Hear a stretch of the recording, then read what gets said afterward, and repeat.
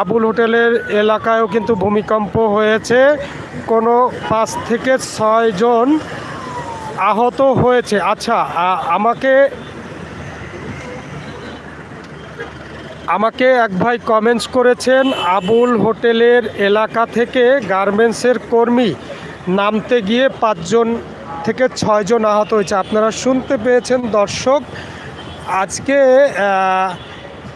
Abul hotel মানে রামপুরা যে রাস্তায় আবুল হোটেলের যে চক্করটা রয়েছে, সিগন্যালটা রয়েছে, সেখানে গার্মেন্টস শ্রমিকরা কিন্তু আজকে কাজ করছিলেন। আমরা জানতে পেলাম, আমার যে রামপুরা থেকে যে ভাইটি আমার লাইভটি দেখছিলেন, সেখান থেকে এই পারাপারি করে নামতে গিয়ে 5 থেকে 6 জন কর্মী আহত হয়েছেন সেই গার্মেন্টস ফ্যাক্টরি থেকে। যখনই ভূমিকম্পটি হয় তখনই কিন্তু সেই গার্মেন্টস শ্রমিকরা তারা ছোটাছুটি করতে গিয়েই নিজেদের আসলে 5 থেকে 6 জন কর্মী আহত হয়েছে আমরা জানতে পারলাম।